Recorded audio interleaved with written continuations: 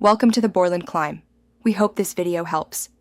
In this video, I will show you how to use a green screen in DaVinci Resolve. First, ensure your green screen is evenly lit to avoid any harsh shadows, which can complicate the keying process. Position your subject at least 3 feet or 1 meter away from the screen. This separation helps prevent green spill onto your subject. Always use soft, diffused lighting for the best and most professional results, ensuring a clean and effective key. Once your footage is ready, import it into DaVinci Resolve.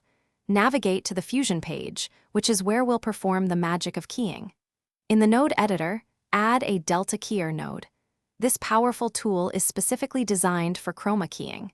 Connect your media input to the Delta Keyer. This setup is the foundation for removing the green background and preparing your subject for a new environment. Now, let's refine the key. Use the eyedropper tool within the Delta Keyer to sample the green background. This tells the software exactly what color to remove.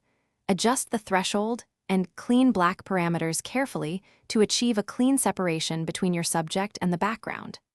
Don't forget to utilize the matte finesse controls to smooth out any jagged edges and eliminate any lingering green spill, ensuring a professional look.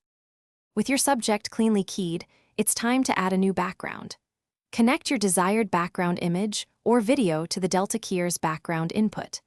Then, add a background node to seamlessly combine your keyed foreground with this new element. For a truly integrated look, apply a color corrector node. This allows you to match the lighting and color tones of your foreground and background, making the composite appear natural and believable.